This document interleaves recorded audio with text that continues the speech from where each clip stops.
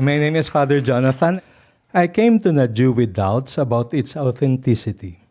Actually, I came to visit Naju the first time last June, not because I believe, but because I was curious. So I came without any expectations except to explore and enjoy the trip. But when we visited the chapel where the Blessed Virgin is housed, I read some of the literature about the miracles of Naju. One thing that struck me first is the idea of Mama Julia to surrender the miraculous statue of Mama Mary to the parish priest. She felt she was not worthy to keep the statue, but the parish priest refused to accept it and asked Mama Julia to keep it and pray to it. So there was no holding on to the statue on the part of Mama Julia. She had no desire to be famous because she had a miraculous statue.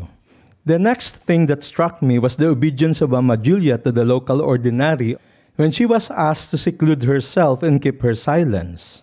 Obedience is the hallmark of God's servant. If we must break obedience, it is because of love.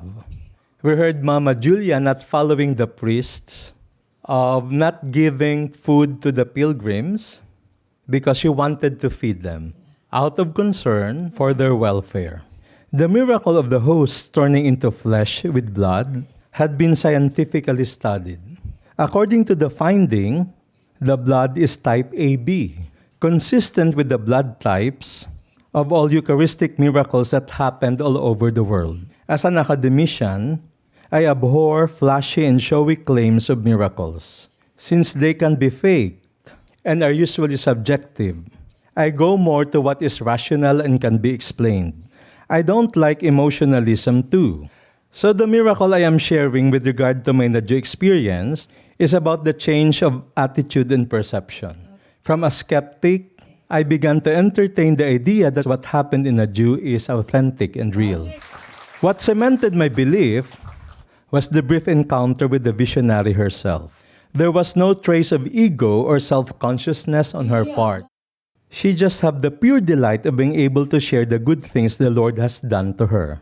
Despite her health, she stood for hours sharing God's goodness and love through her as God's servant.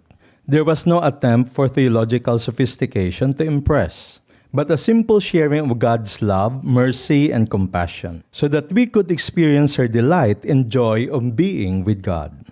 Mama Julia, as a simple Catholic Christian, describes her God experience according to her own understanding and perception. That is why I believe that Naju is now calling all of us to make these messages understandable and at the same time theologically sound. Mama Julia's experience is unique and particular, but the message is for all of us and universal. So let us help making these messages intelligible and credible for all the world to believe. So the miracle that happened in me is that from a skeptic to a believer, and from a believer to firm collaborator. Okay. Praise be the Holy Trinity and Mama Mary. Thank you very much.